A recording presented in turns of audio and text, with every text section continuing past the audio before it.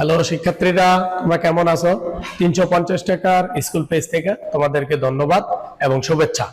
আমরা ধারাবাহিকভাবে আমি তোমাদের সাথে গণিতে আলোচনা করতেছি। আজকে আলোচনা করব গণিতের সেট ও ফাংশন অধ্যায়ের ফাংশন সম্পর্কিত তথ্য নিয়ে। আমরা প্রথমে যদি ফাংশন সম্পর্কে জানতে চাই, আমি ডেস্কটপে একটা লেখা লিখে রাখছি যে ফাংশন হলো দুটি সেটের মধ্যে সম্পর্ক।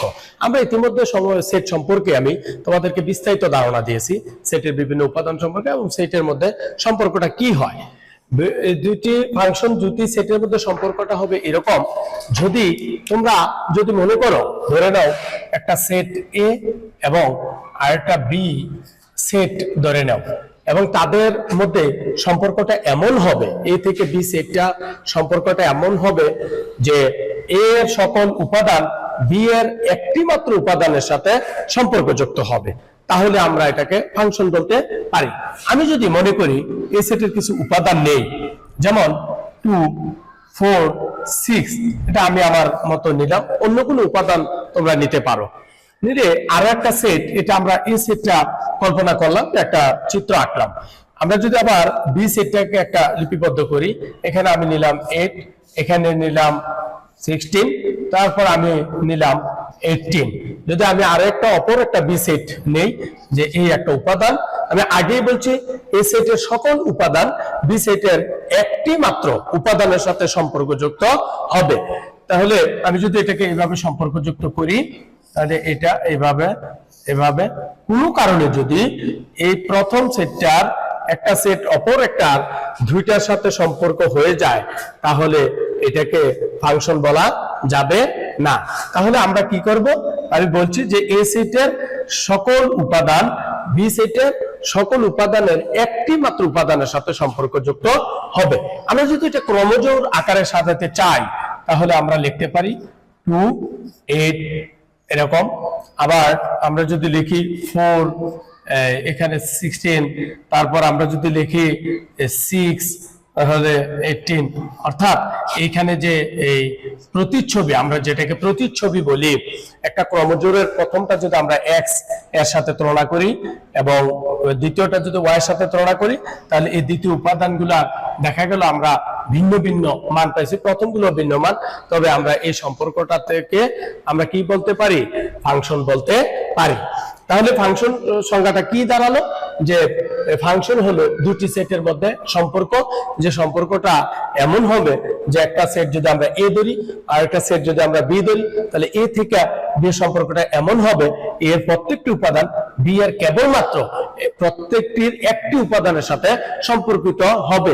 এর কোন উপাদানের সাথে বি এর একাধিক উপাদানের সম্পর্ক হতে পারবে না। যদি এমন হয়ে যায় কোনো কারণে, যে আমি যদি মনে করি যে এর এই একটা উপাদান ধরলাম 2, এই 2 যদি প্রথমে 8, আবার 2 যদি কোনো কারণে এটার সাথে সম্পর্কযুক্ত হয়ে যায়, অর্থাৎ 2, 16, তাহলে আমরা এটিকে ফাংশন বলতে পারবো না। অর্থাৎ আমরা বলছি যে একটি উপাদানের সাথে আমাদের কি হবে? সম্পর্কযুক্ত হবে।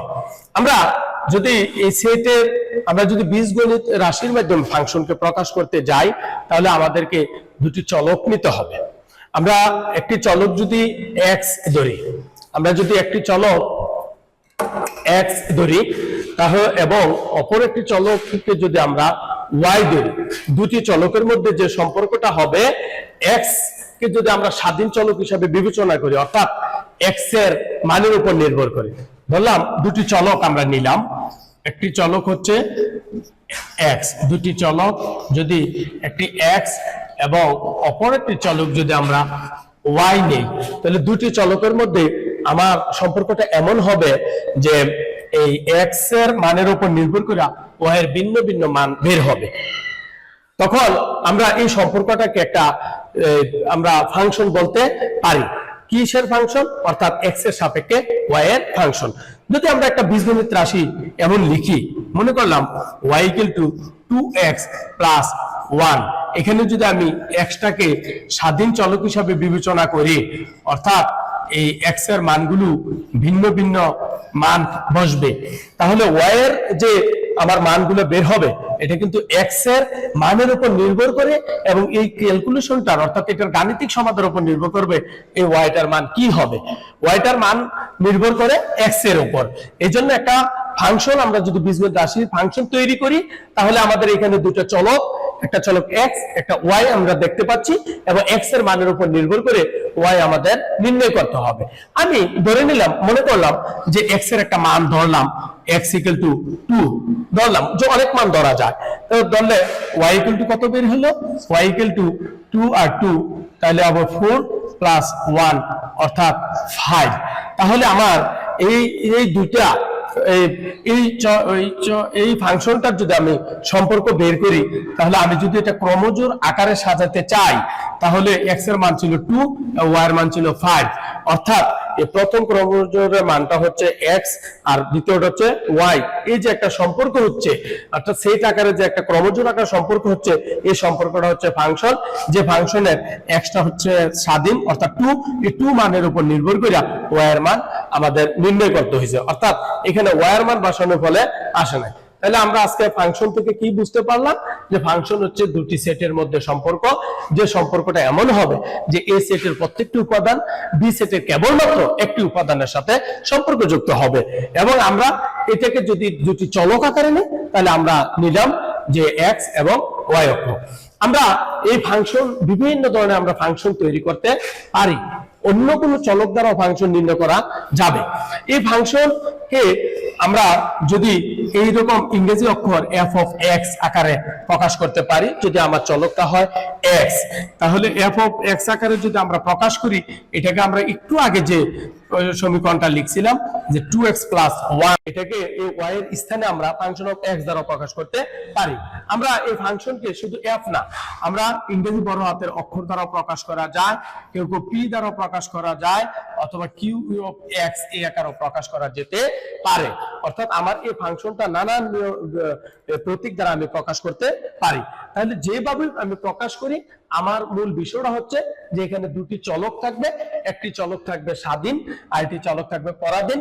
অর্থাৎ x এর ভিন্ন ভিন্ন মানের জন্য আমি f of x অথবা এখানে যদি আমি y লিখি, এই y এর মানগুলা নির্ণয় করতে পারি।